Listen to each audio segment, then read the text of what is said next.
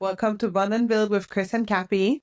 First, This is Cappy, and welcome to our third episode. Before we start, let's dive into a little recap of what to expect. Have you ever wondered what it really takes to build a strong relationship when love crosses cultural lines? Or how to stay grounded and successful in a world where your office might just be your kitchen table? Or what about the darker corners of society? Are we paying enough attention to how children are being exploited? Sometimes right in front of us. Well, stick around because in this episode, we're going to unravel the truths and challenges behind interracial love, remote work in today's digital age, and the harsh reality of child exploitation in its many hidden forms. This is episode 3, and stick around. It'll be fun. And Well, sad, I guess. it's both. It's going to be a deep subject, so. Before we get into today's topics, I just want to say thanks for you guys for coming out and watching us. Not coming out, but listening to us, whether it's YouTube or Spotify, wherever you guys are at. If this is your first time, this is a quick introduction of the show.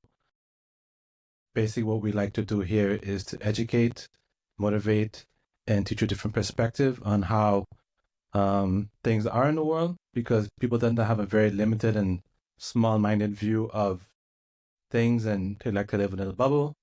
And I guess we kind of bubble breakers is the concept of the show. That sounds bad.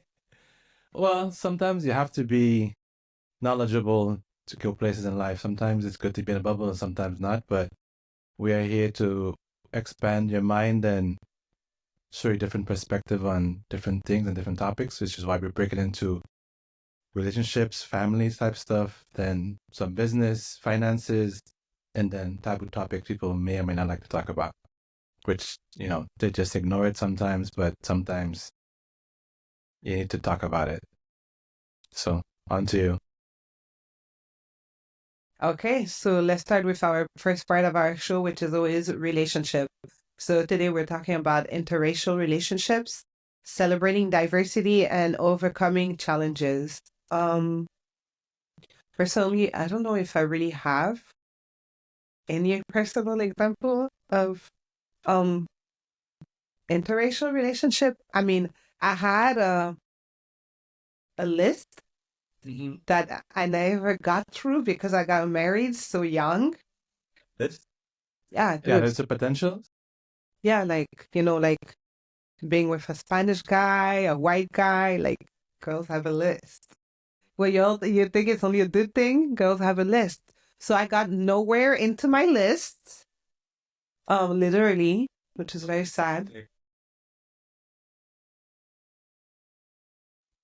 Yeah. Well, it could mean interracial in religion or in, I guess, ethnicity background. So for me, it has really not been either, because I've always been in there with someone who's Caribbean and I'm from the Caribbean, or it's always been like someone who's Black and I'm Black. So really. Do you want to share any personal stories, honey? I don't think my personal stories would be the best for this show, especially with friends listening. You mean your child's friend? Yes. I have very limited, I guess, too. The only one I've had is kind of our girls are freaks, and I can leave it as that. Well, at least the one, I shouldn't say, before everybody gets offended, but at least the one that I met that messed with in college. So I haven't had that to-do list gone through, but whatever. I guess if you're considering interracial, then I guess, yeah, I've been with, I guess, Spanish whore bag, yeah. White, I guess, Indian. I've done all okay, that. We get it. We get it, whore bag. Thank you. We do not need the long list. I never processed it like that, but I guess I have been around. Looking at your sounds terrible, dude. All right. Hopefully your parents aren't listening to this shit. Well, so yeah. So I'm just going to give, I guess, my opinion without really having much background. But obviously it's not a new concept, but it was in America legalized nationwide in 1967. When you think about it, it's not even that far, like that long ago. So Loving versus Virginia. Interracial thing, is that a white and Black thing? Because I think that's the I believe that's the most controversial one when you see it. Other than that, is more of a how you deal with it on a personal level. 'Cause I think the white and black people look at it, it's kind of weird. But I think if you're, let's say, out of Hispanic and Indian or something, it's seen it as, I don't think you judge it as much. Well, I don't know in that time before it was legalized. That's a very good question. I haven't considered that. But I'm just saying in But general, though. yeah, I know for sure black and white, but I would assume that since it says interracial marriage, it would cover all facades or like faces of interracial. During that time, I probably would say it's probably more white and black kind of Yeah, scenario. but it will have to fall under the terms of the law, and interracial would fall into anything that's ethnic and color. I guess. But I would also say that at least back then, I think people were a lot more traditional. It was more of a white and black thing to me, would be the controversial side. Like I think a lot of other religions, I mean, not Like will religions, keep but to themselves. Like ethnicities, Asians will keep with Asians. Asian, Spanish with Spanish. You know, it's really the black and white part that really got more That's true. controversial because of the whole slavery and, you know, people looked at it as a different way because they were black. I don't think it was as bad, let's say if you were Spanish or anything like that. I believe it was. I think those white people just don't want anybody but a white person of the same level. So color and probably class fair too. I guess so. So as of 2021, 1 in 6 new marriages are interracial. I thought the number was very low. I don't know. They do the research and it's from a big company, Pew Research, but I feel like it's a lot more. But I guess I'm wrong because the research has to be right, but not always. But personally, based on what I see, I think it's a lot more. Like everybody's super mixed now. You know, I think the definition of mixed is very it really depends. Because to me, you only see it more like when you have a bigger contrast is when it tends to be like a really, you know, how dark or how light you are. I You guess, know? but I guess also living in Miami, it's very mixed. It's not like we're living in a small little town, so that makes a big difference. Miami is super diverse, so that makes a big difference. So celebrating cultural differences, like we've never, let me speak for myself. I've never had that issue because, well, when I was younger, I was raised around mostly Jewish people and white people because I went to a private school, but with mostly Jewish children.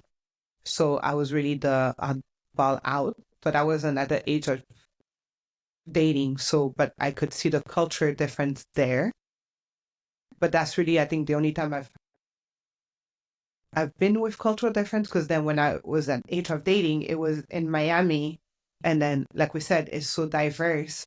And then I'm mostly stuck with Haitian and Caribbean people. So for me, it was never really a difference. Like, and then even Spanish people, we eat the same, you know, it's like rice and beans, fried pork. So there isn't really much of a difference. Your religion is pretty similar and stuff like that. So I don't feel like there's much of a cultural shock as if maybe I stayed over there and I was with the same people. And then now, you know, like maybe I have to marry a white guy or a Jewish guy. And then I'm this Caribbean girl. And now it's very different. But I haven't experienced it. But if I did, I would think I would like to blend. Because I guess that's the idea. You want to blend the two, ethnicity and your religions, unless someone is more religious than the other, then maybe you could take on that religion if that works for you.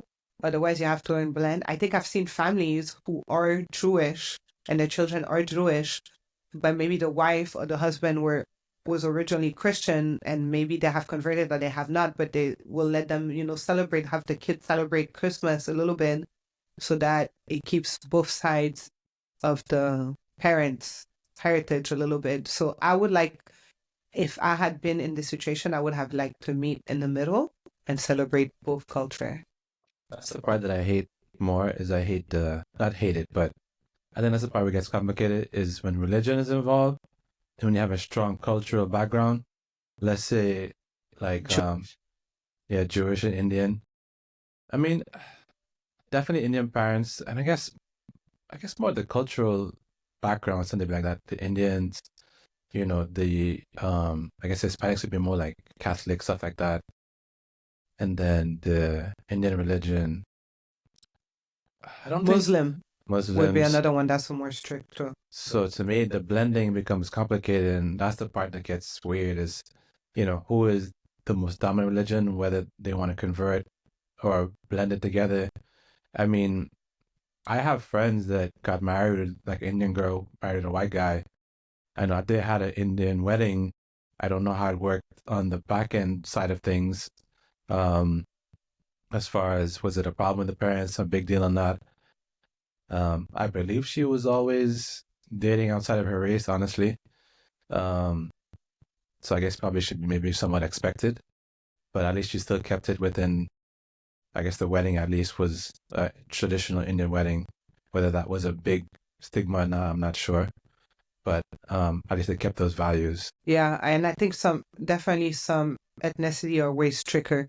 But I think we're in a more modern age where even your parents are like a little bit more open to meeting the children. And I think we're in a place where I think children are just more telling their parents like to F off, like it's my life, my business, my relationship, you're not into this relationship. So I think it's causing a more open dialogue and making it easier. And then I think it might depend. If you're in a small town, I guess, and I think there's a stat about that. If you're in a small town, you would be more stuck to be with fewer people than if you're in a big city, right? So like Miami being a big city, New York, you might mix more with people. Although even in New York, I feel like, that they have like little Italy and all this kind of stuff. So like people might still be separated, but like in Miami, definitely everybody's mixed. So the chances of you dating only, well, I can say that because that worked for me.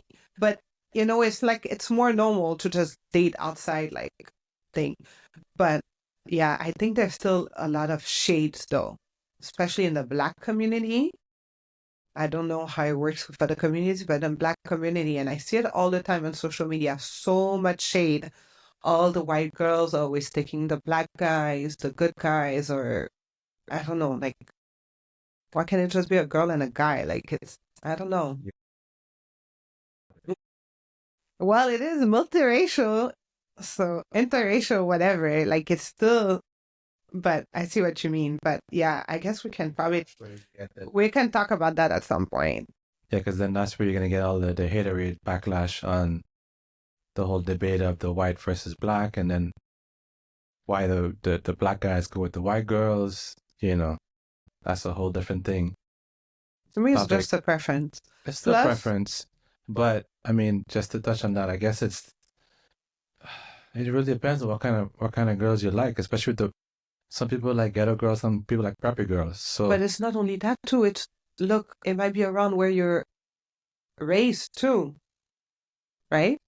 yeah, it could be how you're raised too. Some people are like, if depending on you guess your what do you want to call it, social status or not, but sometimes you want a more proper girl. Let's say if it was in the black versus white thing, maybe you like black girls, but then the ghetto girl just would not work in every situation. There's certain people that would like a but black not girl. all Black girls are. I know that, but then they are harder to find. I would say maybe that's the best way of saying it. It's harder to find the non-ratchet white black girls than the ratchet ones. I hope that this doesn't come out as a clip. The Black girls are gonna kill you. No, but it also depends on where. I mean, clearly it's just a. Okay, I'll give an example. We live in an area where my son was like probably one out of like 4 Black kids. So he wasn't raised around Black girls. So can you really blame someone who isn't raised around a certain type of person? You have to go with what's around you. We're in Miami, it was Spanish girls, dude. Like, you know what I mean? Even white girls are hard to find these days. Just really a bunch of Spanish girls. Yeah. And you have to go I went to school here, but in a magnet school. So we have different programs. So it was mixed a lot with white people, Spanish people, Black people, Caribbean people, Haitian, because we had different programs. So it gives you a lot of mix, but he didn't get that. So he was really raised around, there was no Black people. And where we live, now Black people are starting to come in, and it's like, wow, there's more of us now. Like every time I see with a Black person at the supermarket, I'm like, oh, look at us. So you can't really blame the person. It's really like where you're, like the area. And if you're from a small town, you don't know any better unless you see that person on TV. Like, so you can't blame people either for basically not knowing better.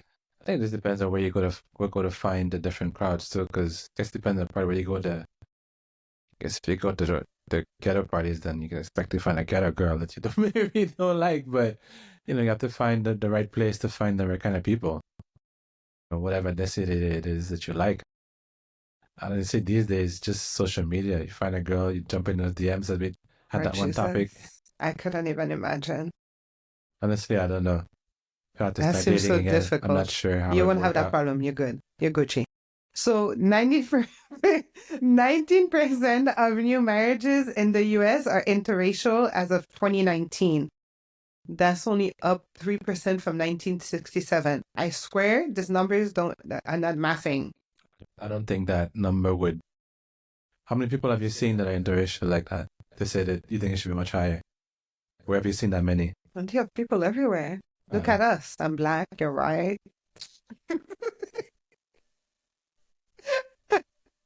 Anyway, so there has been a 276% increase in multiracial individuals between 2010 and 2020. 30% of the same-sex couple are interracial and only 19% are opposite sex. So gay people are more interracial than straight people. What's the proper word for straight? Homosexual people? Heterosexual people? I think so. That's all. I think we suck. normal people. Okay, that's just right. I'm just saying that's what you would consider it. That would be the normal standard. You're just Man and gonna woman. get I'm just saying. canceled. That's what it is, though. On this. On the norm. At least it was the norm. So you want to say in 2025 is not the norm? I don't That know would not if be we're the norm considered- anymore. Yeah, that's what it is. It would be considered the norm. But I guess now straight is not the norm. And the top pairings are Hispanic and whites, 42%. Whites and Asian, 15%. And then white and multiracial, 12%. Honestly, when I think multiracial, though, the first thing that goes to my head is white and Black.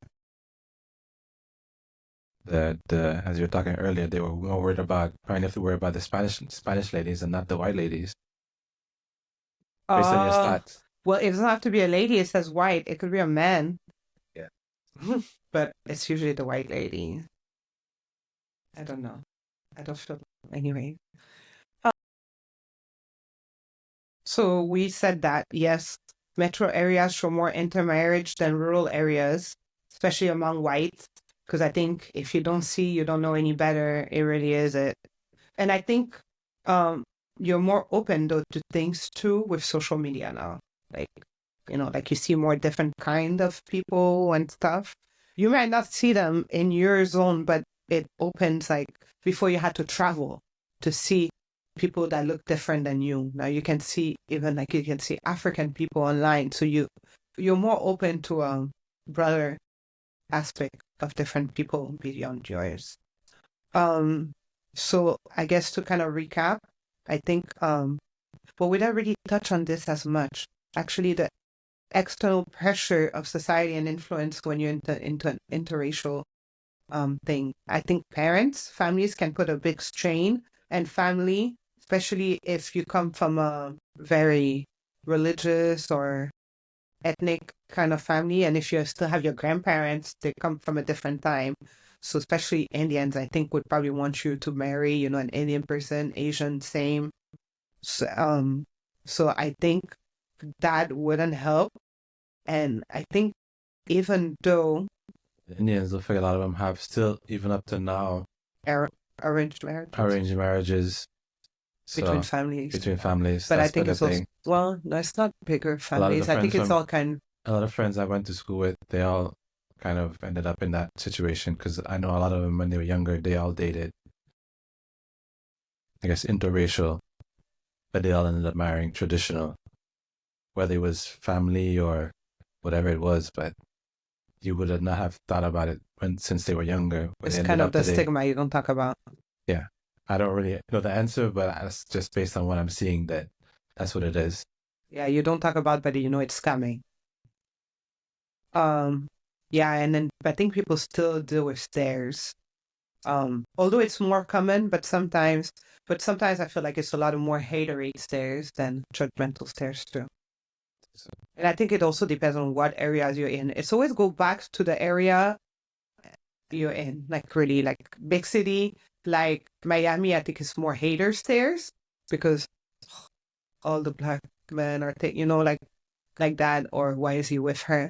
And I think it's smaller, then it might be more of a judgmental racial stare But what the in a smaller difference is town. too now, I guess the new level of haterade would be the evolution of women, especially like, you see the Asians with the big old booties and stuff. Like before, it used to be like, slim and skinny, but now they come in all different flavors of Asian. You know what I mean? Like, used to think just a skinny, no booty, no nothing, whatever. But now it's like, you know, Even white girls. yeah, even white girls, yeah, you get them wider with a booty and everything, natural. Well, at least you can never tell these days, but I believe some of them are natural at least.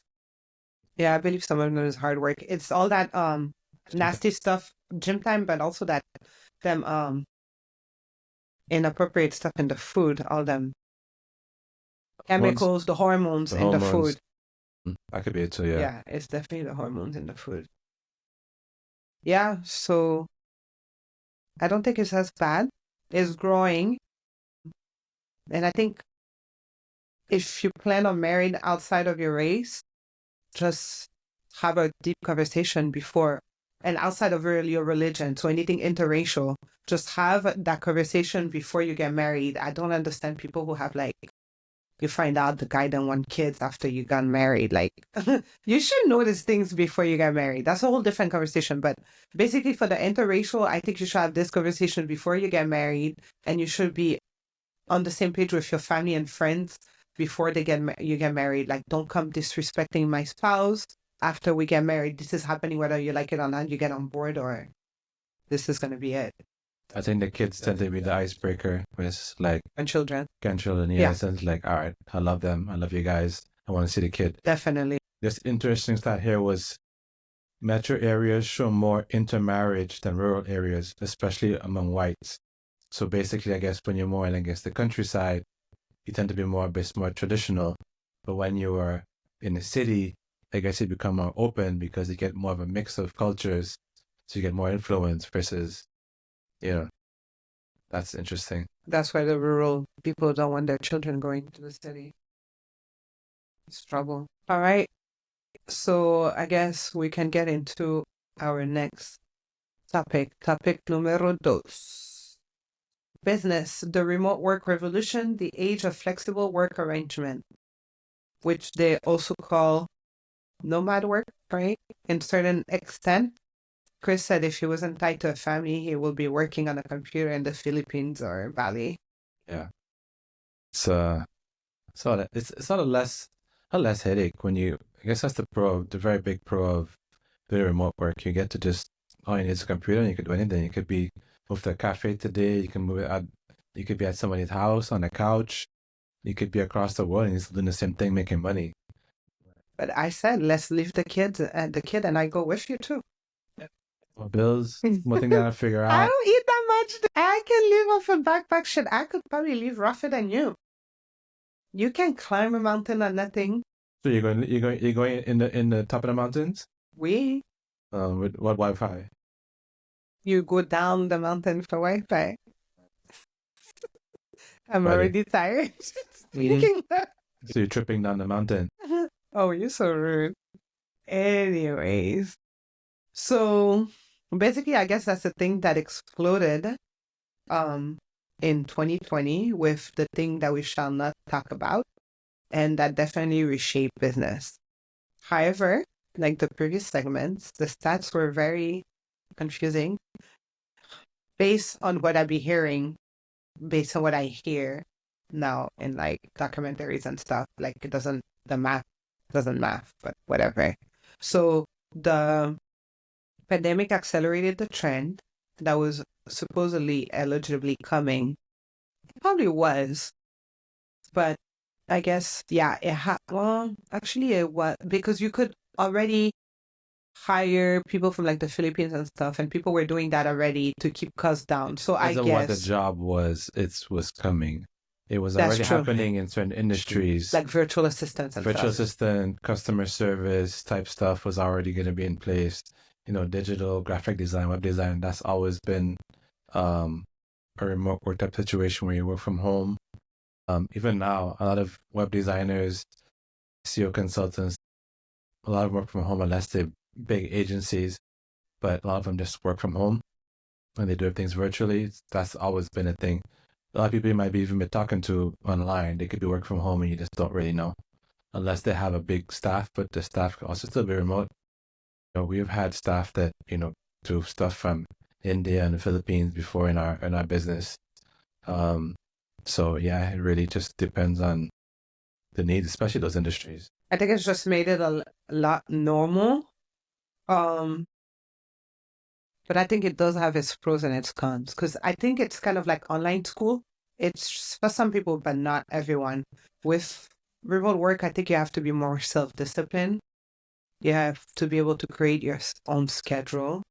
So, but yeah, it gives you more time freedom.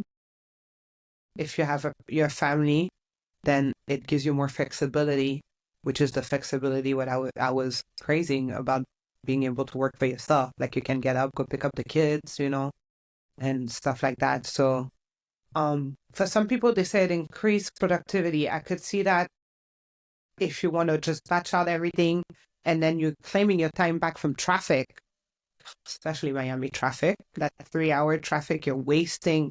Oh, I used to hate that.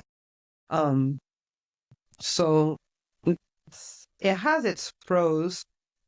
Better work-life balance, you create your own schedule, but again, if you're not a person who can basically have to like be your own boss, and if you're not a person who can handle that, it's not gonna work very well. You're not gonna last. I would really like to see the stats on that whole productive at home business. Let's see if I have a No, stat for you. meaning like I know there's a stats on saying that, but meaning I would like to really understand why that would be the case. Why is it what you hate your surroundings at work? Remote work is linked to increased productivity in many industries. Oh, I know why. Because I've seen before, I've watched things and read things. They tell you when you're working with people, when you're working at home, you might just be by yourself, like your husband, most of the time, not both of you. So you're just home alone.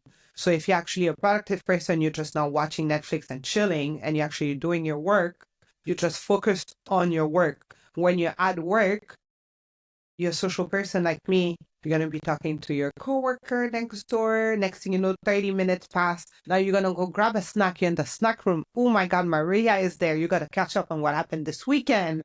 So now you're super social. Yeah, that's the example they said. I could see it. But you know what the problem is, Chris? You've never worked in an office for anyone else but yourself. Still wouldn't be around chatty. And still, so you can't control yourself for the 8 hours you're at work? No.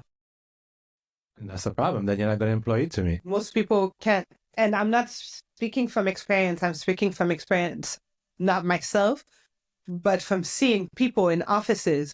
I've seen some people were barely at their desk. With talking for 5 minutes throughout the day, it's called taking a break. But to say you're at the 8 hours and you give me, let's say, you want to say 6 hours of work if I'm in the office, but you give me 8 when you're at home, that doesn't make sense. Then that's just a you problem. C'est la vie. C'est le work. So 40% of remote workers move from expensive cities to more affordable areas too. So it allowed people to move. And then you have the people who are just living in Europe, working in America.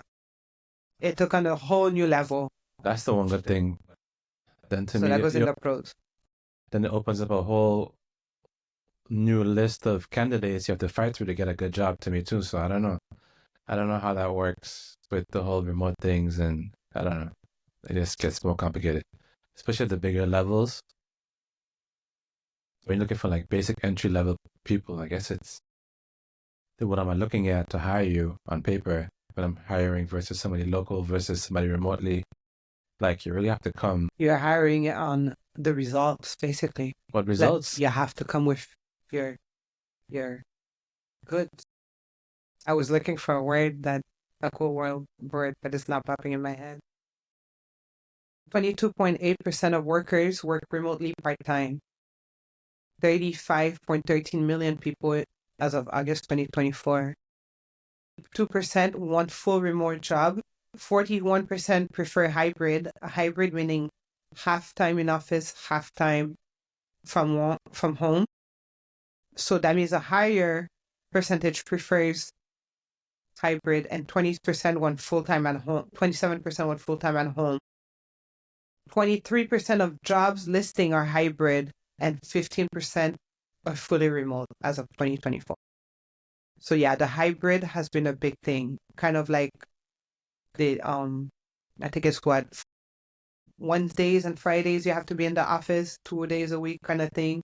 I think it's more for a meeting, like everybody sees each other and kind of like recap on what you've been doing. Those are definitely at least at a minimum to me, but I don't know. The whole remote thing, I think that's it's a bad concept for everybody, to me in general, because it's like, and you never leave your house enough to me.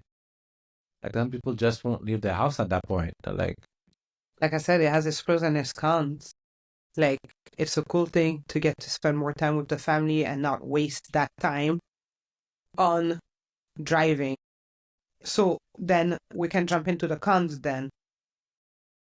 You said you never leave your house. That's definitely a con. Like you're never getting dressed. You've lost all sight of proper hygiene. you're just staying in your PJs all day. You may or may not shower for the day. Over the last 3 days. And you never meet people. You're never going out. You're not going to meet people. Never meet coworkers. I said you make friends a lot of times through your coworkers. But that goes back to I lost my thought. Never mind. Like, can you imagine, let's say like Ty, like if you never went to work, you did a remote job, Ty wouldn't have any friends, especially at that age.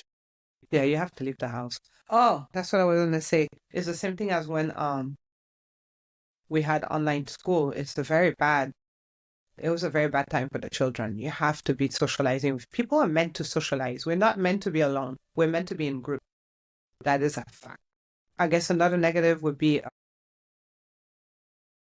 you might get too many distractions or discipline. Like if you're not disciplined, you're just gonna be doing Netflix and chill. Or you might just go like on Amazon. That would be Chris, like just browsing Amazon all day. I think it depends on the job, though. I mean, it really depends on the job, because certain jobs will keep you busy. That's the part that That's true. If you have to answer the phone, you're like a customer rep, then yeah. Okay, some of the ones you brought up. Team, you will never get to meet your team. I think actually that brought in there was a thing. I had a fact for that people are feeling like they're feeling less connected from their coworkers because you're not really getting to know anyone. And let's be realistic, Slack meeting and the Zoom meeting isn't really like considered the best happy hour on planet Earth. So yeah, you don't get that connection. Yeah, like I think I saw a post that they were having sex in the Zoom meeting. I said forgot the camera was on, and then apparently they were having sex, and whether that's real or not these days, who knows? But apparently they were having sex in the background during the meeting, and everybody was like, "What the fuck?" And then you probably had the people that was like, "Yes." 19% of find it hard to build relationship with coworkers remotely. What relationship are you really building? Like you're just talking to each other once in a while on the phone, trying to talk about a project. I don't know. But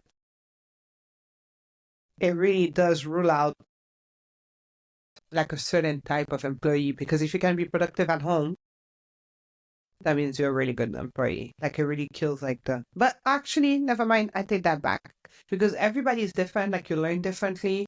You might just work better in a certain environment. So I take it back. I didn't say that. I think it's, yeah.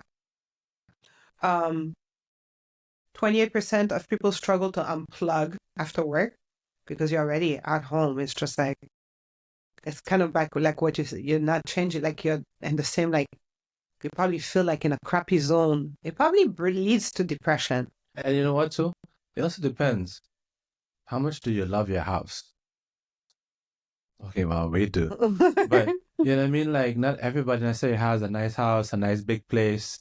So to me, it's like a good time to get out and, I don't know, smell the fresh air. Like, maybe you don't even have a freaking backyard. You're like I don't know, condo somewhere. Like, you don't get to go out and breathe different air. You're just in your same funk all day, dude.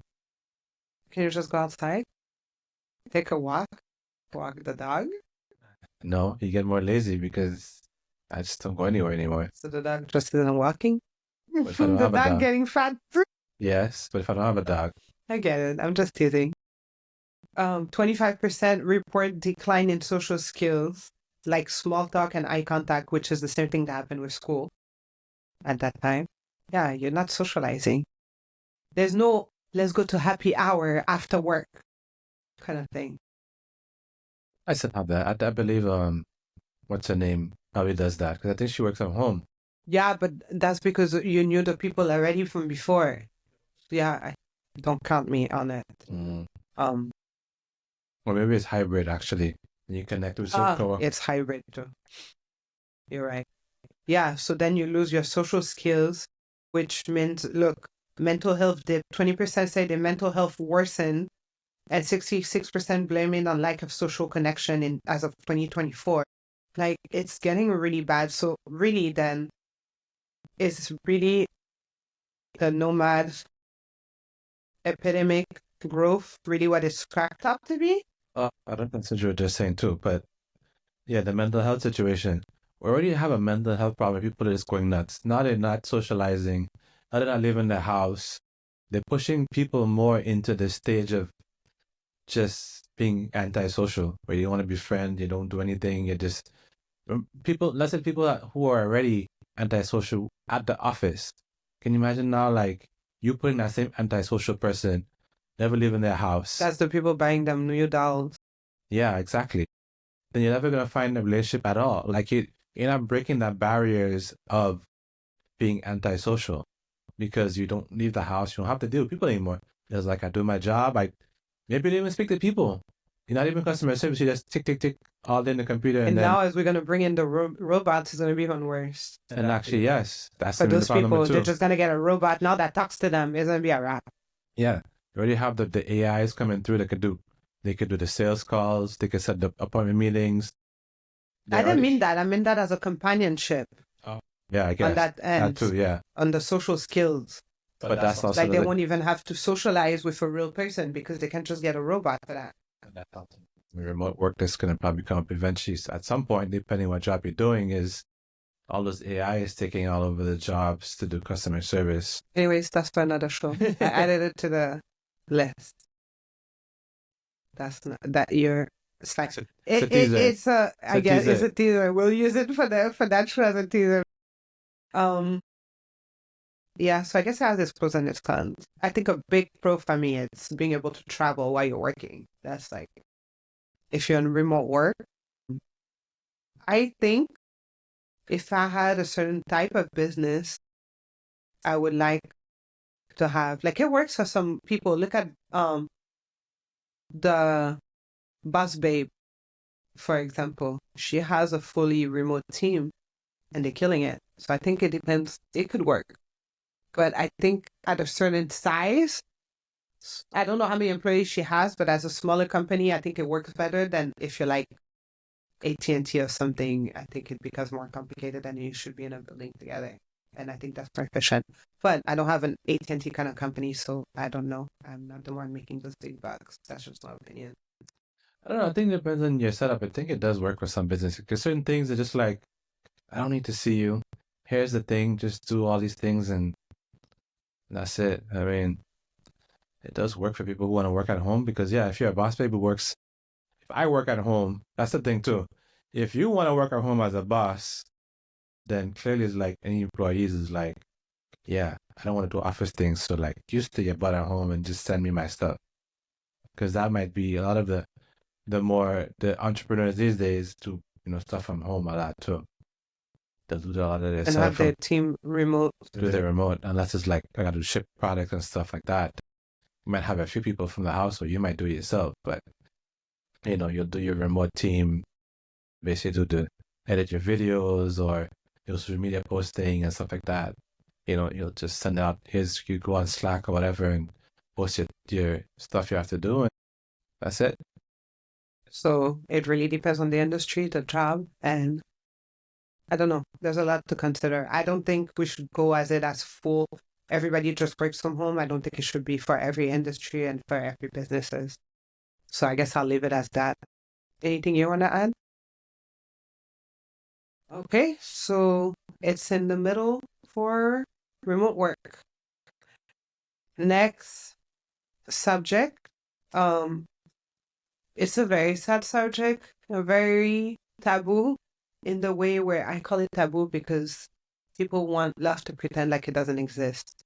So our third part of our show today is child exploitation, the many faces of it. So legal definition of child exploitation is using a child for personal gain, usually in harmful or unfair ways, and it's usually for profit, labor, or sexual purposes, right? I think it's super taboo, but a critical subject because people love to pretend like it's not there. And it's very, very creepy, but it's like, I feel like some people, unless it hits home, they pretend like it doesn't exist. And it should be talked about, and it should be talked about with your children, and it should be talked about with people because I guess I'll bring it up at some point, but things I've said were going to happen for children, to children, has been happening, and people are not even noticing it because they rather pretend it's not happening. So over 160 million children are still in child labor globally, and yes, your favorite brands are using them. So I guess that way it's more of like a child exploitation labor, probably in third world countries. To be specific, you could mention one, well, not mention it, but a lot of your chocolates you guys buy. Here we go. But you have to use my stuff. You have one day? No, my stuff, meaning every time you watch a documentary, you want to message me, oh, you know where your gold comes from? Oh, you know where always killing something. So back to what I was saying. Chocolate. A lot of the chocolate are all child labor. I learned that because I watched a documentary about Mr. Beast. Apparently, he's probably one of the only or few people who does not use slave labor to do chocolate. He had to basically create a whole industry for himself because for whatever reason, I don't know if it was specifically only because of the volume people need, but the majority of chocolate is made in Africa and they use slave labor. Whether they're, a lot of the time they're just ignorant, they want to, cover the eyes of the situation and just because it is what it is, and that's just what industry is. But he created his own industry that basically his chocolates are paying an honest wage to his people. Whether he end up growing them himself, paying them more, however he created it, but he's doing very, very well, doing it proper versus people exploiting the children in Africa. That is crazy. There's so many industries we don't realize. Car industries, your clothes, everything. And there's like some mineral in Africa. They send the children in because the holes are so small to get the minerals. It's better for children to fit. And then people pretend like it's not happening, even if someone goes check and then they tell you the children have to go hide, they'll get worn. We watched a documentary about that. It's crazy. So the different types of children exploitation: labor exploitation, sexual exploitation, entertainment industry exploitation, parental exploitation, and forced marriage and cultural practices exploitation. So I guess we can cover all of those. Labor. So labor, I guess, is what kind of like what we were just talking about, like, in getting your minerals, finding your chocolate.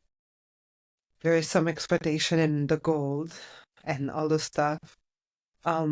But I guess when we watch those documentaries too, Chris always All says the battery stuff, all that stuff you guys need to do your power your EVs, all that stuff is minerals that the young children kids have have to to get. do, whether for whatever reason, but the thing I hate about that industry though is just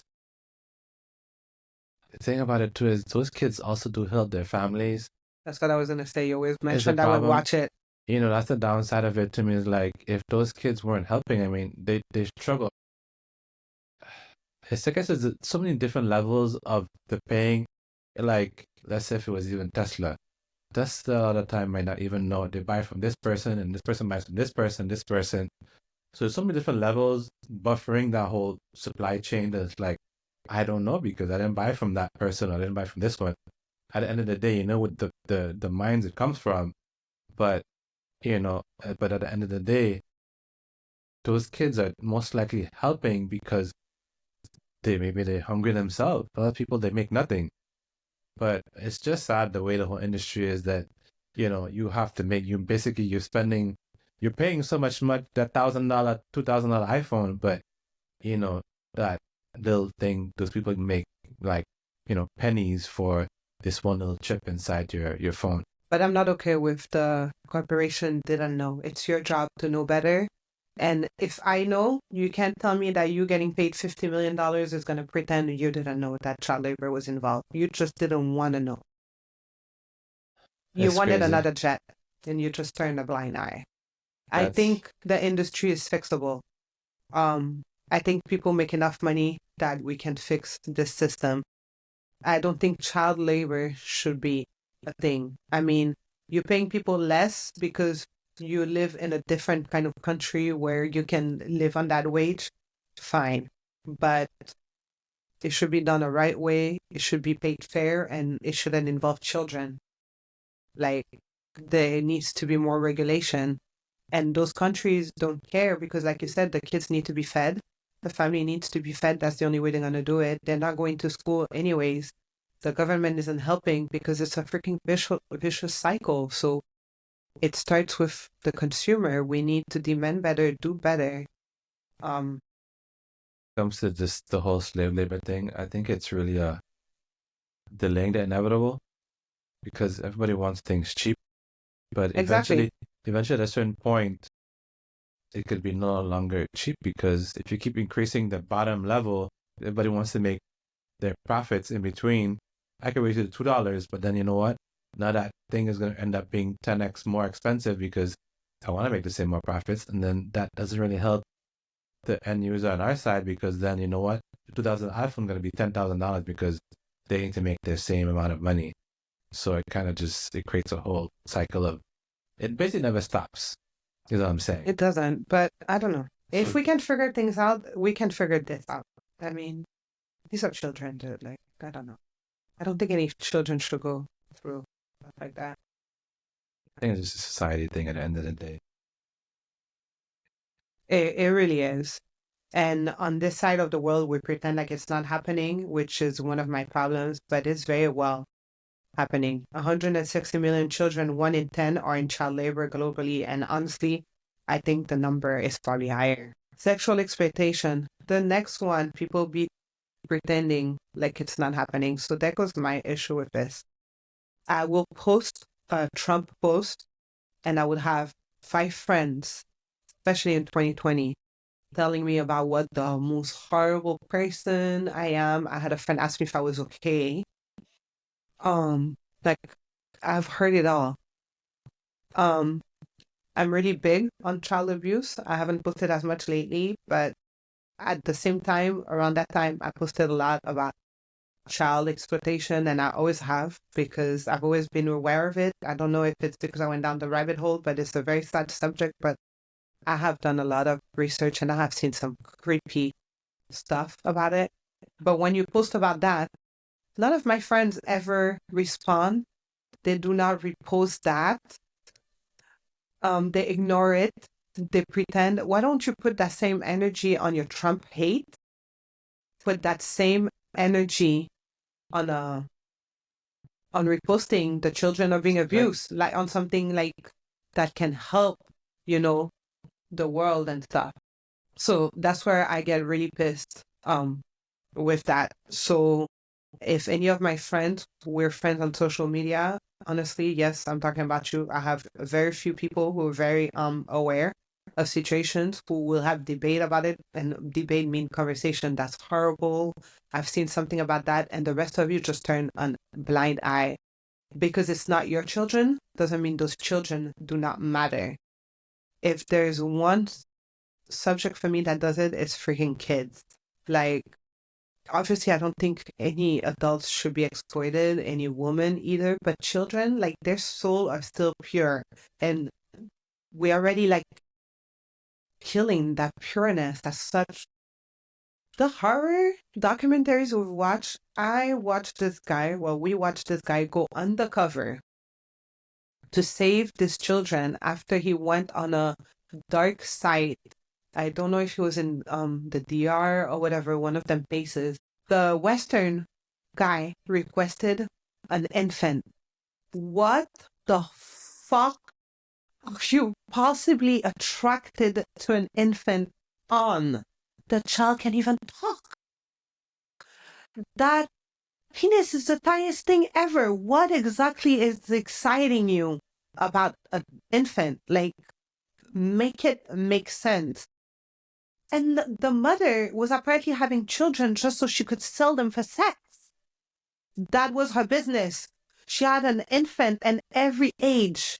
She was selling her children for sex. There is a special place in hell for her.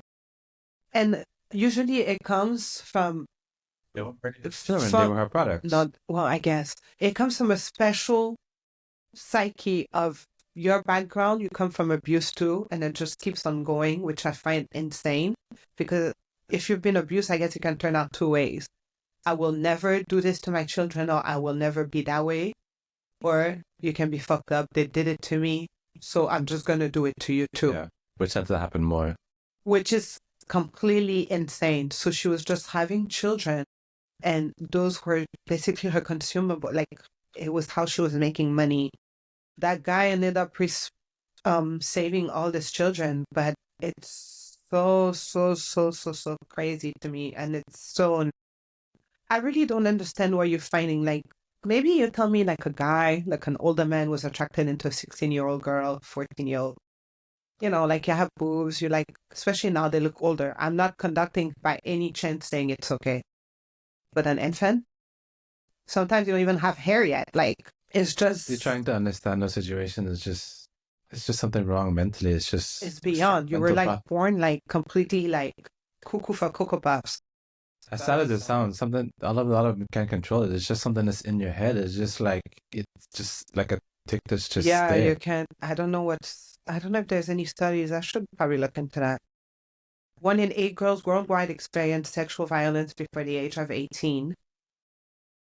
Over 558,000 children were abuse victims in 2022 sexually. 38% of global traffic victims are children. Online sexual exploitation is rapidly increasing, and boys and infants are also targeted, but cases are underreported. Because obviously, an infant can complain to their parents that they were abused. So I think it makes it even harder to figure it out. I never thought about it that way. That's even crazier. It's really insane. And also, I think on the subject of sexual exploitation, I think it's way, and that's in Black families, it's very prominent. But I think from stuff I've seen in white families too, but people don't want to talk about it. Like, people normalize it too much is the problem. And what kills me is the mothers who know that it's happening and they pretend that they're not seeing it. Like, so to me, then they tell you also most offenders, abusers are going to be someone you know. So it's so sad to think that as a woman that, like your brother or something might be sexually abusing your children. It's like, it's sick. And it's like, if you can trust your family or your husband with your own children, like, who? It's just so sick. But in that same problem, most likely, a lot of time when you go back to that same stat, it's most likely they were abused when they were younger as well. I don't know why that, as you mentioned earlier, that cycle is just crazy. But I guess you'll never know because you never talk about it. Like if you knew, or maybe you should knew to a degree and then you can watch out for it, but then that's bad also. But I'm telling you, sometimes people know, they just don't want to see it. You want to pretend. Like the level of denial some people can be in is ridiculous. It's a money thing. They don't want to get rid of this person because they're loved can one, leave. family. You can't leave. Or if it's the husband, you don't want to get divorced for whatever reason. That's a whole, I don't know, that whole thing sometimes is like, oh, just figure it out. You'll be okay. You don't have to stay in a relationship like that. I hate that, you got to stay in it because, oh, he's my husband, I love him, whatever. Or we could work this out. We can work it out. It was just a one-time thing. What am I going to do? Oh, when it becomes a church thing, you'll work it out with your priest. He's going to get redeemed by the... No, bro. Mm-mm. I'm going to tell you what, I'm either going to jail or they're never going to find out that I killed your ass. Like, we're not going to pretend. Sex trafficking is $99 billion industries and kids are the most vulnerable. That is freaking crazy. And so we're clear, the guys and the girls, because women can be abusers too, who are abusing these children, you are as bad as the person selling them. Like, to me, it's equally bad. It doesn't make you any better. Yeah. And it's just like the trafficking and stuff. Oh, and then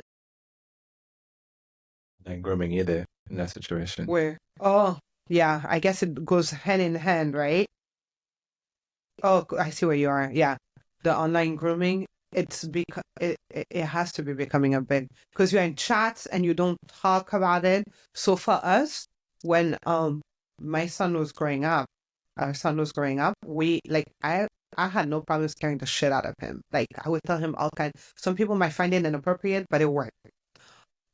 It would be walking from home or even online. If someone I would just be as blunt as I can without being blunt, because he's still a child, but it's like, oh, the bad guy is gonna grab you and then he's gonna do all kind of bad things to you. He's gonna touch you in bad places. You're not gonna like it. You're gonna cry. And that worked because we were fine. When he was online, we told him, you don't talk about your age. If the person sounds like an adult, it's not gonna work. It gotta go. You don't disclose where you live, name. So he used to yell at us, like if he was playing video games online and we would call him by his name, and he'll yell at us, oh, I'm on, was it his mic is on and the people don't know his name because I guess he'll use a different name. So I think we did a good job at trying to prevent him from the creepers online. Like we scared him enough. But yeah, I made it really creepy. Creepy without being too inappropriate. But the grooming stuff too is the whole, I guess it falls hand in hand with all the books talking about the sexualization of the kids and talking about BJs in the books and stuff like that everybody seems You mean to the new school curriculum? Yeah, seems to be apparently it's okay. Like that's grooming to me. That's if you're teaching a kid about BJs and stuff like that. That's grooming. Then they're gonna start playing with themselves, and then if somebody ever approaches them, they'll be like, "Oh, that feels good too," because I know about these things. You know what I mean? I don't know what 4 years old needs to have a sex ed class. I was 12 years old and I barely knew anything about sex. And that worked. Like, there's no 4 years old that need to know anything about sex. And that was even an odd subject at that age. Yes. Imagine being 5-year-old talking about this shit. Like, you don't need to know what a guy part is. You don't need to see it at that age. Like, we don't talk about Bruno. Like, no. Like, the only thing is you need to know is stay away from that. And if somebody tries to touch you in your part, you need to come and tell mommy. That's about it. Yeah. Some more gender confusion is what that is. So on that, what I wanted to say is, I know you've heard it here first. Years back, now I get a podcast to say you've heard it here first. When I have you here I've said this back a long time ago, and this has nothing to do with gay people. I have plenty of gay friends. I don't have a problem with gay people. We're all good in the hood. But when they started the whole LGBTQ, when they started adding letters and stuff, um, I saw it wasn't the gay people. The gay people are not the problem. The agenda of the people pushing it is the problem. So it's not a gay people problem, it's an agenda government problem. The more weird stuff they started doing, gay people, normal gay people are against too. Like people with morals, because you can be gay and have morals, like, right? Like you're a regular person. So to me, it's immoral person. But they tried, and I'm saying it's the gay agenda because they pushed it together with that agenda. Because I guess you couldn't push it with a same sex, so they tried to push it in there, and I saw it coming when they started pushing the boundaries of first they're gonna make you there was a text, something happened, there was a speech. You'll see first you guys didn't accept the gay people and now they're everywhere. And that was what I'm talking about is pedophiles. So one of them, their big groups, says first you didn't accept the gay people and they're everywhere and you have no problem with them now. Soon you will accept us and we will be everywhere and it will be normal too. And now as they push the agenda with what's the weird people reading books to children, the drag people. And at least if it was a normal drag shows, the drag shows are getting weirder and weirder. Now it's like tits out in front of children. They're actively trying to have the children touch their part, get involved physically. And the lines too, because if you notice it too, it's the adults showing them the freaky shit with the kids. And your parents are with you. And your so it parents makes are it with okay. you. So it makes it okay. Like all those, like when they have those parades and stuff. And then there's the parades. Now And the the guys with parades, the it's a ding-a-ling penis hanging out. out.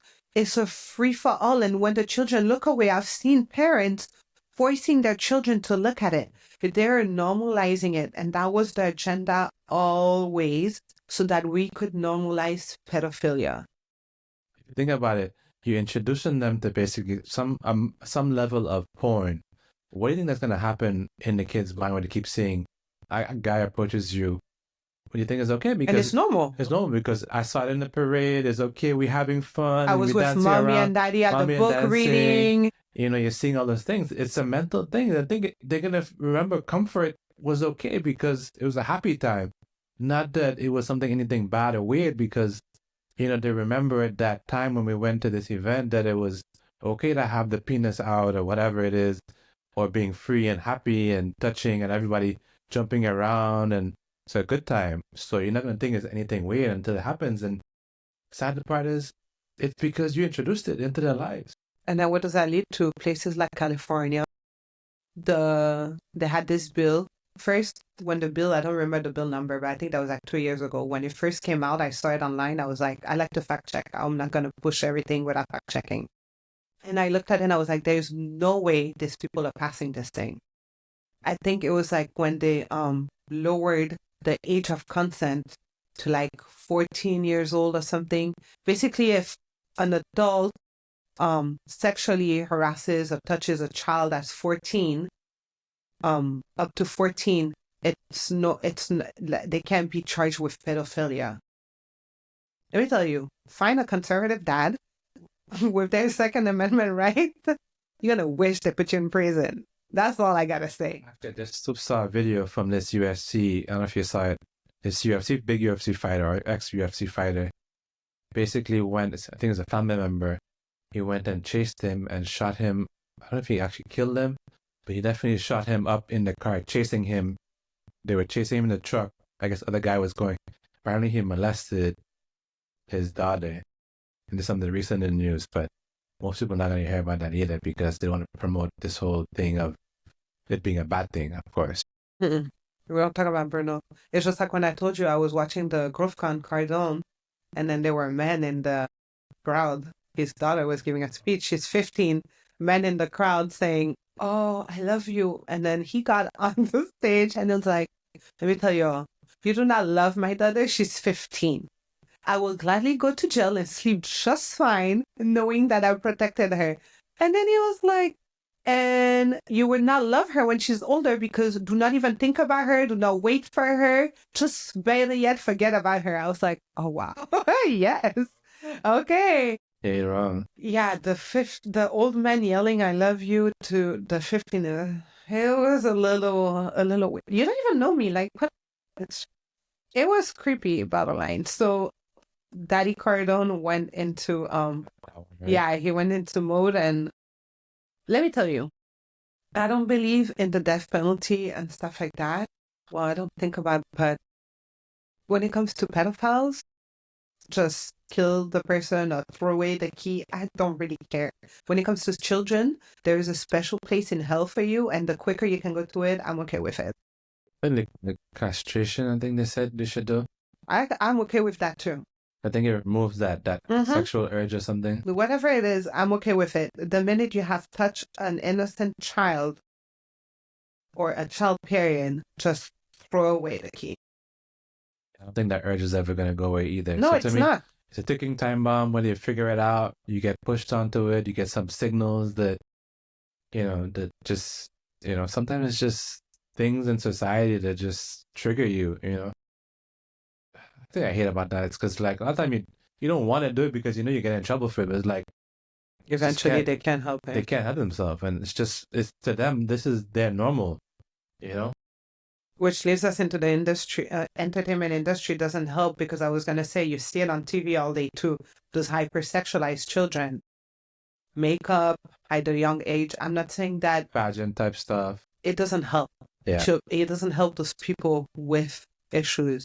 But yeah, the entertainment industry, I feel like it could be a whole show by itself. Let's not talk about Hollywood, which is the pervert Hollywood. There was a thing. Technically, if you want to really go down the rabbit hole, Holly means I forgot the meaning of it, and then wood. So it's like a thing that puts you in a trance. Basically, yeah, your TV is keeping you trance and stuff. It's all lies. So all those celebrities have issues, and a lot of them end up on drugs and stuff, and people tell another drug celebrity on drugs. Those kids are not on drugs or drunk because they are bad children. It's most likely they've been abusing the industry.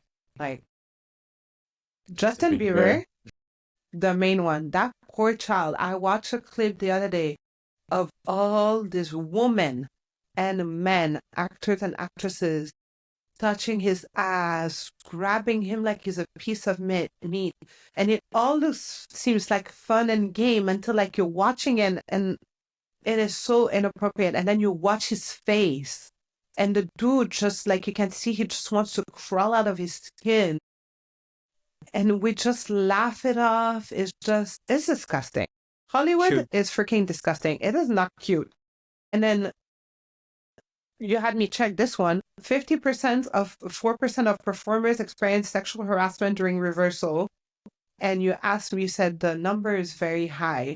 It's not possible. It's just children. Yes, it is. It's from an UN article from 2024. That's a stat for just kids.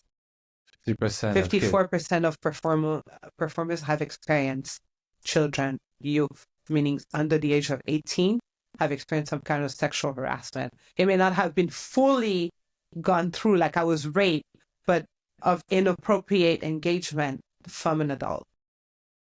Because you know what it is? It becomes what is the best way to have kids come out to me? Yeah, and you want that job. It's your dream. You want to achieve that dream. Well, not only that though. What other job is there that you could actually attract kids to come to me alone ice cream talk truck? To me? Well, the ice cream truck, but there's plenty. And Chuck E. Cheese. Like you can open a kids thing. Yeah. Come with your parents, to some degree. But sometimes the parents is not watching, and then that happens. People get distracted, bro. But I'm just saying. But but you're like, what kind? The ice cream truck was the first thing that came to my head. You're promising a big dreams. Your parents gonna be on board. Oh, I'm gonna get you in Disney movies. I work with whoever.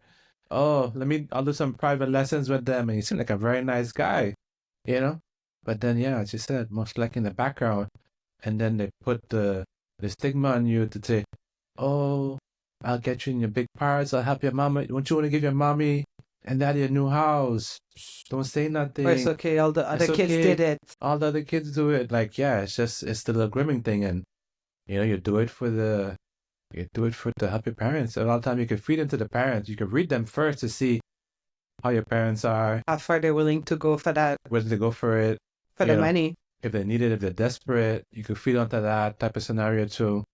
46% of them is during auditions or interviews. Abuser often include directors, agents, and producers in power. That shit is great.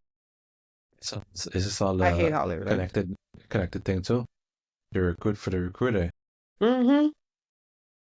And then some parents are willing to do anything to get that paycheck from their children's labor. But look at it. Look at all the young Disney kid celebrities. They all end up, when they got older, they all got super weird. Fucked up. Yeah. That's that abuse. Passing on. Like a freaking rag. Was it really worth it in the end? That's really what you have to ask. That sucks. Parental exploitation. So now the new parental exploitation trending is the exploitation on social media, the children celebrities, parents using them to make money, because technically, remember, the definition of child exploitation is you're usually using it for profit, labor, or sexual purposes. So in this thing, it might not be sexual, but it will be for profit and labor, and you're not paying the kid, or sometimes they don't want to do it.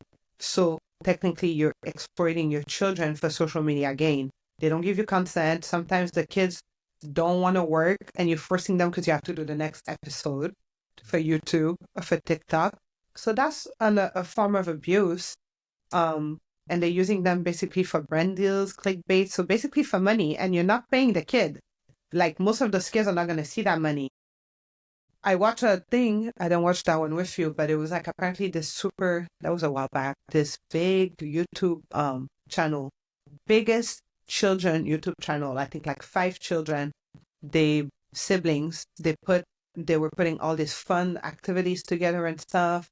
They have millions of followers on YouTube, so you think they're living this great life in this beautiful house with their loving family. Apparently they were forced to record. After recording, they were each in separate rooms literally chained. They weren't allowed to eat unless they performed properly that day. They only basically showered and cleaned up just for show recording time. Recording for YouTube, and the mom was collecting the check, was the only thing they were allowed to do.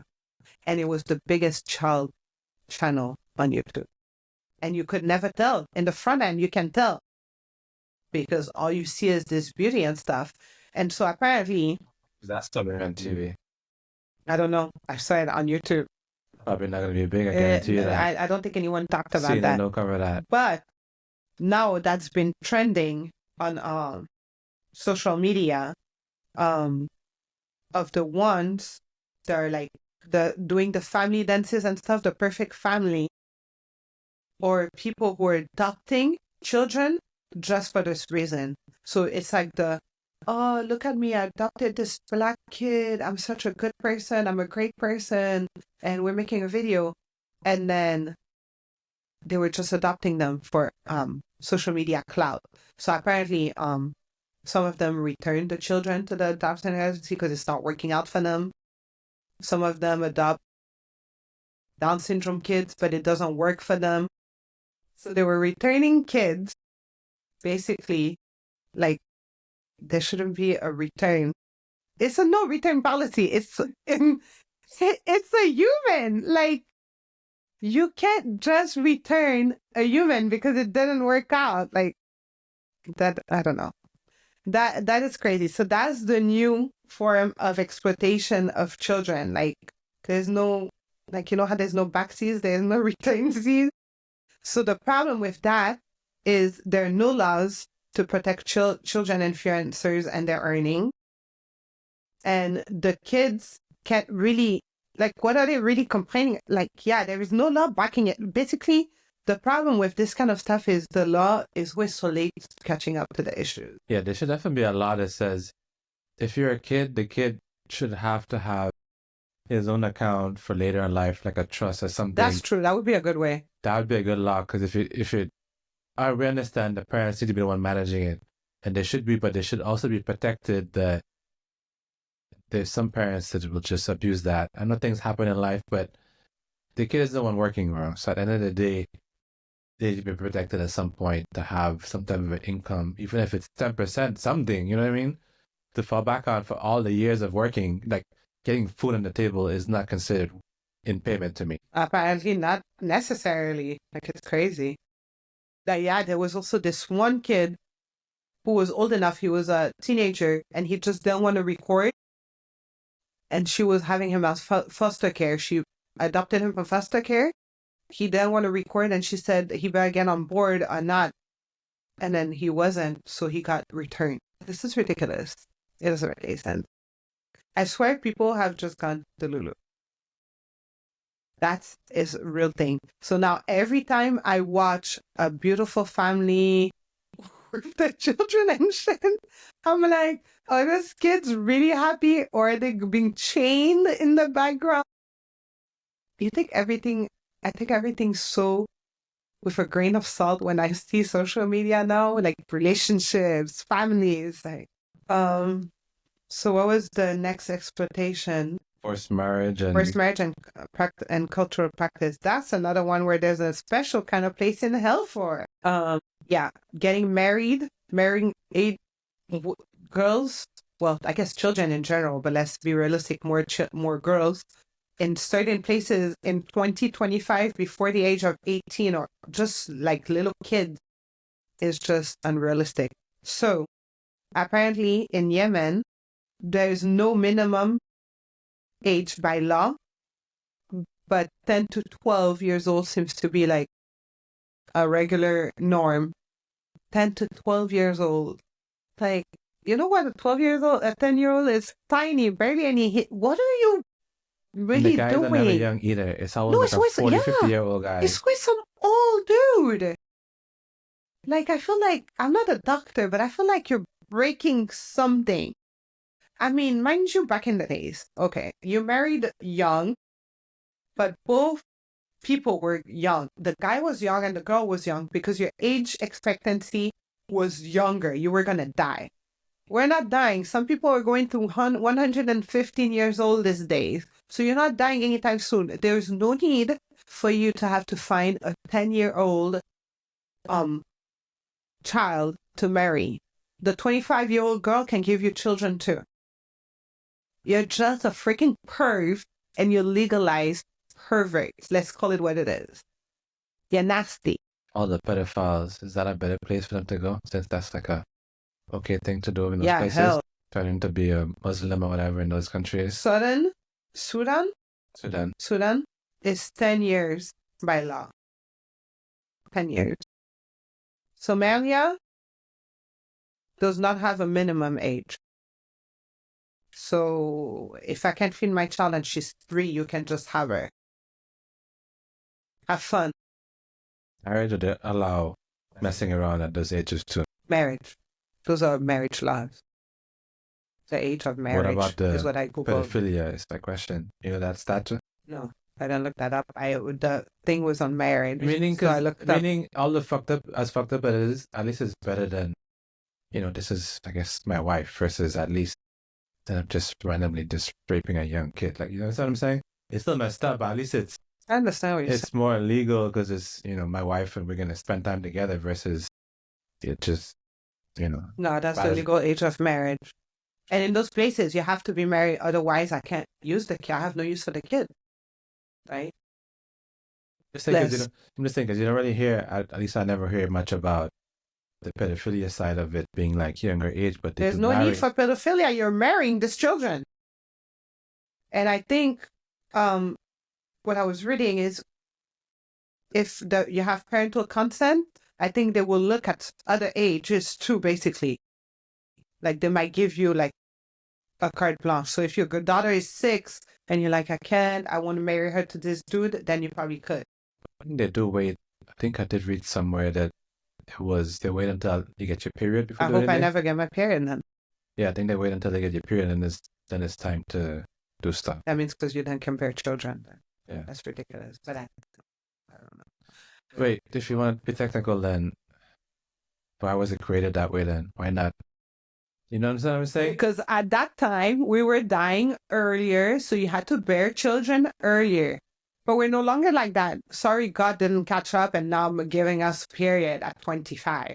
Also, that would have been so much nicer. Just saying though, if you're going back to the whole traditional values, technically, it's not as crazy. Yes, as it and I was seems. also marrying a guy who was a lot younger. Well, that part is Not a nasty grandpa, dude.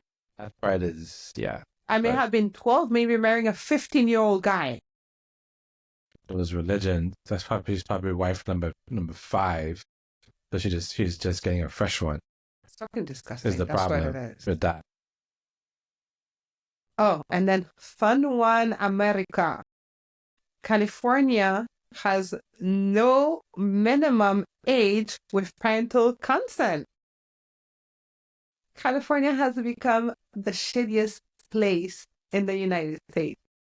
And New York is taking number 2. Well, there was no stat, but in general, it didn't used to be like that. But California is the pedophile dreams because the laws are getting more and more blurred. It's where homeless shit in front of your house. That's $5 million. Anyways, that's the differential. Are you surprised when you were talking about Hollywood? Where's Hollywood? Yeah, that's true. But that's the differential. And in Mississippi, it's 15 years for girls and 17 for boys. So I guess it's a more free-for-all for the girls than boys. Of course, Mississippi. Anyways. But I was very shocked with California. I was like, this can't be real. But California is just becoming a worse and worse place every year. And then practices like female genital mutilation is still widespread. So I guess in African places, and I don't know if Muslims do that, but like African places, they still do. Yes. I have a Real Housewife of New York. I think it was Dante. No. Whatever. One of the real reality shows. One of the chicks has gone through it when she was in Africa when she was younger, and her sisters have gone through it. And it's horrible. Like, she talks about it, and she's like, you don't know what's happening to you. What exactly does that mean? They cut your stuff. Just cut your stuff. I mean, I think, don't quote me on it, but I think they cut some of your lip and stuff. so it's a cosmetic thing, is what you're telling me then? Yeah. Okay. But it hurts. They don't put her to sleep. I can't even imagine somebody trying to go near there. You're not even putting me to sleep. You know what a pap smear feels like already? And that's not even that kind of thing. That's just a doctor checking your inside. So that, without any meds, fuck that shit. Yeah, so all those are deeply rooted in cultural traditions. And I think those traditions needs to be changed. I'm all for traditions. You know what? Hang a ball on the Christmas tree. Celebrate Hanukkah at the end of the year. Have an Easter dinner. April Fools! But marrying a child of 10 years old and you're like 70? No, that is not a tradition. Allowing pedophiles to live their best lives. That's basically what it is. You're allowing a pedophile to live his best life. It's a free-for-all. I don't know the just fine details on that, but then they're probably going to come back down to saying that it's probably in the Quran or something like that. So it's okay. Yeah. And that depends on how you want to read it, the book. So they're under the eyes of God or whatever. Because no, people can interpret things however they want is the problem. What is your interpretation the best way? My issues with religion, everything is interpretation of who wants to say what's good, what's wrong. Because, yeah, there's no actual God popping down to really give me direct answers. I got to go based off of somebody else's interpretation of what it is, who sets the laws, you know? Because it's like in those cults, right? Or God says we should, they read the book differently. And then they make it seem like they're a representative of God and he should sleep with all the children and polygamy and stuff. Yeah, it's just... So it depends on the evil person reading the law. I guess we touched on online dangers, but like how groomer, I guess, which is true. Sometimes the grooming online, it's because parents are using it as a babysitter. So it's your time off and you're not paying attention to what the kids are doing, or you're not like checking in. So when Ty was younger, I have no problem. I'm going to check. You're on my laptop. I paid for that laptop. It's your, but I paid. You're in my house. So if I want to pop in and check your screen, I'm going to do that. Like, I think parents should have, now he's all grown. He probably just punched me in the face, like, just kidding. I don't get abused, but I do get moved like furniture. So he'll just probably just remove me like furniture. WWE. Whatever. But yeah, I think it's people are not paying attention enough, and then talk to your children. Like, explain to them the danger and what to look for. They're kids at the end of the day, and you think that they're not listening, but just tell them and then they'll hear you. But just don't come at them like you're bad. Like, just have like a conversation. You explain it to them. It's not you, it's the creepy people. And just be careful. This is what you should look for.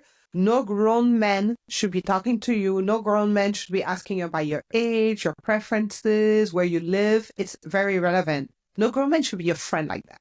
Yeah, I think any parent should definitely have the conversation and should tell them, be upfront with them. There's never a situation, you don't care who it is. If it's something that's weird, if they do any type of touching or anything you don't like, just let us know. There's never a situation where we didn't get mad, it's going to affect us. Like, make them feel comfortable to tell you that what's happening. Something happening that you didn't like. Because as a pedophile, whoever it is, they're going to come up with a story that makes it seem okay. Oh, mom and daddy's going to get upset. They're going to kill themselves or something or whatever it is. Or I'm going to kill you. If they ever say something like that, like, it's okay to come and tell me. I will deal with it. I'm the parent. I deal with whatever it is. I'm the one who can help you out. Because they will find a way to go and tell the kid to, like, be quiet, I'm going to kill you or something, and they're going to get scared and not say anything. And I think that's a big dilemma and why it happens. And the church, because you don't talk about it in advance, you make it a taboo subject. So we're clear, that's the one conversation you should have when it comes to sexual things, is about pedophilia. Not the whole BJ and all that stuff is irrelevant. Or if you want to talk about it, you should talk about how this kind of stuff is inappropriate at your age, and we don't do that. So yeah. Sorry. 20% of kids in 13 countries were sexually exploited online in the past year. Up to. Online, it has gone cuckoo for Cocoa Puffs. But I guess that's where the kids are. So that's where you're finding them. Also, I think a lot of games. So definitely talk to children and try to monitor. Also, another place, I think that's where the government... So the problem with society is we don't talk about it. We keep it too much as a taboo subject in an appropriate way, because now we're talking about it, but in a crazy way where you should be doing... No, that's not how we want to talk about it. You want to talk about it at home to prevent this from happening. But the problem where it's also... But again, it should be the parents having the conversation. That's why I said at home, not other people. But we also have so many issues in society itself. CPS, whatever, the Child Protecting Services, foster homes, abuse happened too much there. Like, there has to be a better way to prevent that. You can't tell me we can come up with something better. And yes, those children are traumatized and have issues, but if they come and complain to the adults in charge, you should be able to believe them. Like, not keep leaving them in that place. So I think, and then society in general, just unless it's happening in your house or to you turn the other eye. You said don't believe them, but how the kids do act up and say things, at least that's how it seems portrayed, that but it's usually they want to leave. But it's usually also maybe a lot of the time because there's something else. So instead of checking what the kid's issue is or even getting them help, maybe, having therapy or something, you're just brushing it under the rug. That's not right. You're in charge of the kid to help them.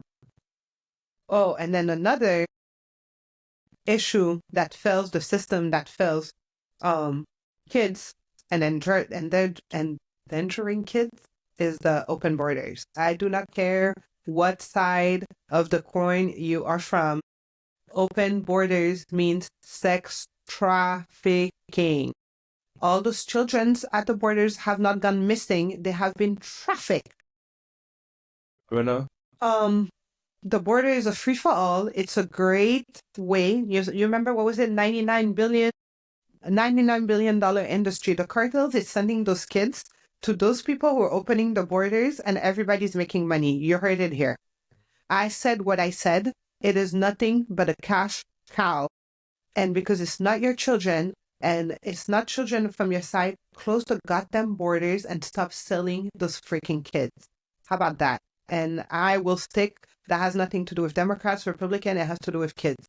Those kids are being trafficked.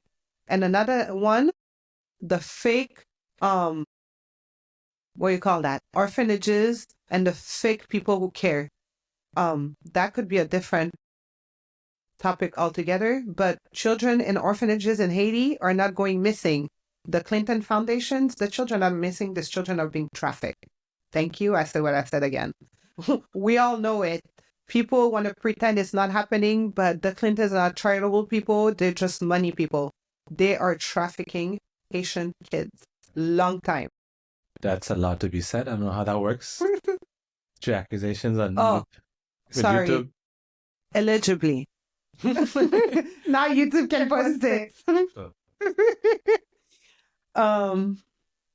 Yeah, so that's, I guess, that is my rant on this part of the topic. So now examples of big cases that you would have seen in Hollywood on pedophilia and grooming. So I never knew this one before, and then I fell upon it one day. I don't know how. And I was like, what? Woody Allen, I think we all know who Woody Allen is, right? Big celebrity. So when he was 56, he got married to Mia Farrow. And they got, apparently from my research, they never got married, but he was with her. She had, from her previous relationship, she adopted children with her past husband. One of those kids was Soon-Yi. I hope I said her name right. At the age of 56, Woody Allen married Soon-Yi, who was at the time 21. But it's interesting because he came into her life when she was between 8 and 9 years old. And he was then, I guess, 43 to 44 years old. The wife discovered photos of her daughter, taken by him that were sexualized photos, and that became a big scandal in 1992, right? So he married her later when she was of age, I think past 21. But that man was that girl's stepdad from the time she was 8 or 9. There is no way on planet Earth that you're going to tell me that he waited until she was 21 to one day say, oh my God, I think that she's 21 now and she's beautiful and right? We should. And even if she was 21, that is your stepdaughter, Negro. That is disgusting. That is nasty. That is wrong. To me, that is exactly what grooming is. That poor child was in this house. He has been grooming her from the time she was 8 to 9. Okay, not necessarily from the time she was 8 to 9, but he's been grooming that girl into believing she's in love with him from the time she was a little girl. And if you think that he waited for that girl to be off of age to start touching her, you're crazy. That is the plain example of grooming. And of course, he hasn't gone to jail because we pretend like Bruno isn't happening. Big celebrity. He waited until she was 21. That's a master groomer. He did all the right steps. She's so brainwashed. She's never going to say they started when she was younger because she's in love. Technically, I guess there's no pedophilia in that situation because they're public side of it didn't come out till later. There's no factual molestation Exactly. or anything. But we all know. Common sense. It's just sick. That's your stepdaughter.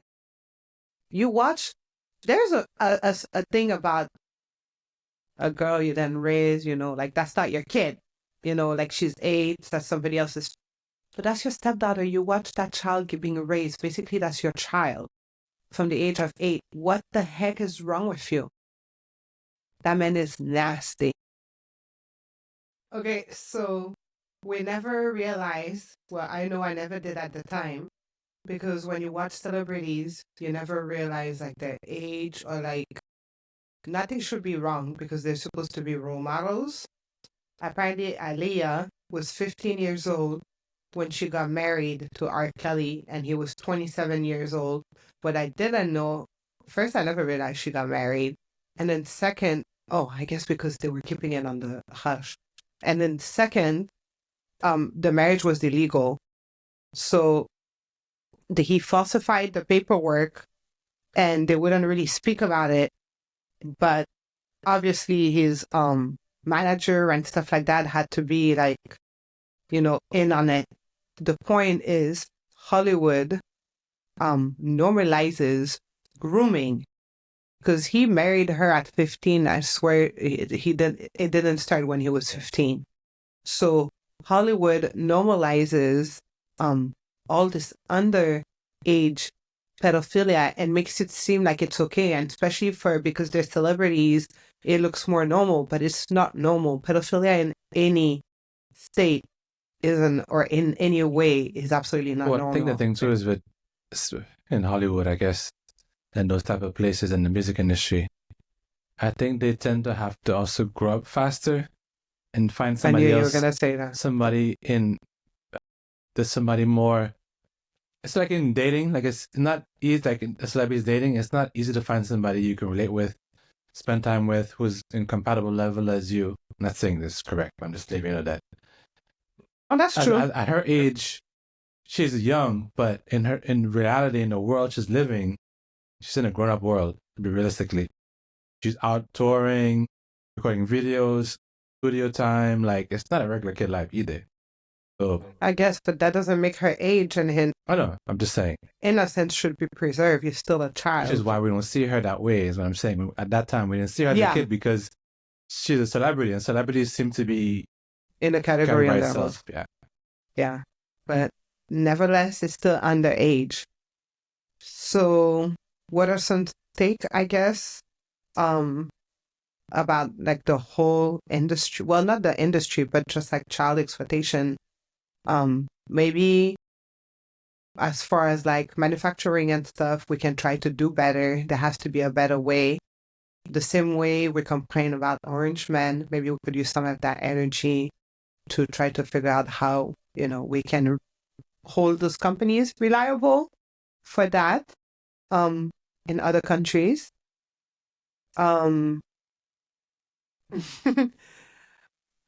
online, check on your kids more. Like, it's okay, they're children. It's okay to check what they're doing. Leave the door open. Don't try to overstep on their privacy because they're humans.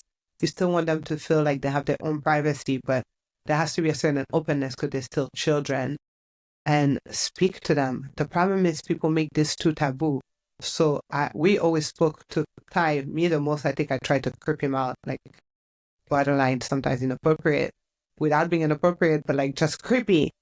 But that worked because I feel like if I creep him out, I can keep him safe, right? I think if you start young enough, it'll actually help later on. It wouldn't be as annoying because for one, if you do it early enough, you wouldn't have to be as concerned later, I believe, because they already understand where you're coming from and whatever it is, and they hopefully would already implement it by the time in the annoying years. When you get to teenagers, it's like, yeah, leave me alone. But you would hope that by that time they already instilled that. Yeah, when they're little kids, if something happens to you as little as you think it is, you tell me if you feel uncomfortable, because kids are still empath at that age, so they have that sixth sense. If it doesn't feel right, tell your parents. And obviously not based on this conversation, not all parents are created equal. So if your parents are not believing you or not trusting you, then go ahead and tell somebody like a teacher or reach Your out. uncle, brother. Yeah, reach out to someone that you trust, if anything, that can help you. And there are also resources out there. Obviously, if you're a child, you're not going to find those resources. But if you're maybe like a teenager or you already know how to use a computer, you can find online resources and over the phone. If you see something, say something that's very important, don't enable it. I think it's the problem. You don't want to get in trouble. You don't want to get the person in trouble. You don't want to get someone in trouble if it doesn't look or it doesn't feel right. Just say something. Yeah, I think if especially like a brother or sister, sometimes the parents don't, the parents may not believe you or something, but you should always tell somebody else. The person doesn't believe you. I think it's important to go ahead and tell somebody else who can hopefully be on your side throughout that time, because as you said, like sometimes the mother's like, oh, this is my boyfriend, whatever, you're crazy, do it, whatever. But I think it's important to vent that situation. Well, yeah, I guess to tell someone. And I guess that's about it. There's a lot of resources out there. I guess I forgot to bring up in the beginning of the show. We also always have our show resources on the website. On the show, you can download the document and it will have all the research we use for the show. And you can look at those for facts or more information. Of course, always do your own research. Like the whole point of this is to open your mind so you can do your own research and make up your own opinions and your own mind. But in the show notes, you'll find I have like a double-sided page of hotlines and emergency numbers and websites that you can use for any type of abuse someone may have gone through or you may have gone through, or anything related to today's taboo topic. And those will be professionals that can help you with that situation. And this is just a quick little something to whoever may be listening. You have a friend, family member, somebody. You should always try and help them, motivate them to know that they are loved, that they're not the summary of their circumstances. Things don't have to be forever bad. It's just a time. It's a wave that's going to pass. And you need to do everything possible to try and break through that barrier and the stigma you have in your head. Just like anything in life, any bad time you have, it'll always be, clouds only last for so long before the sunshine. So always go ahead and try and be positive.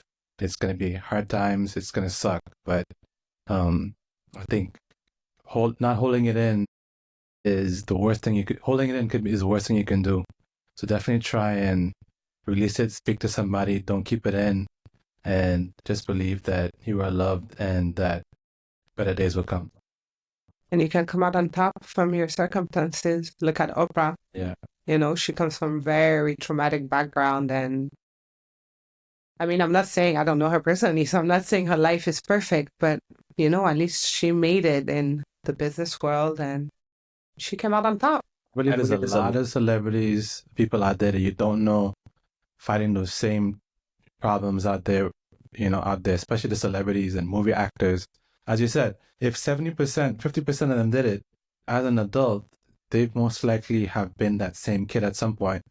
So look at them. Maybe the things in the background, it's still going to be a struggle, but you can still break through all those barriers and do great things. Just because, some asshole went ahead and did the bad to you doesn't mean that's the end of your life. So it was just a bad part. Yeah. A very traumatic part. We do not put this down, but there's strength. You can come on top. There's always strength through weakness and hard times. So they say God doesn't give us anything that we can't handle, and He gives His strongest soldier the hardest battles. Something like that. Yeah. Yeah, I'm kind of like over battles at this point, but you guys get the point. You got this. It was given to you because you got this. And maybe you're supposed to help somebody else. Yeah. Through that pain. It might not make sense today, but later on in life, that situation might be the thing that saves somebody's life. You never know. So on this note, we are out. Thank you for watching us. This was Chris and Bond and Build with Chris and Cappy. You forgot my name? Yeah. Good night, guys. See ya.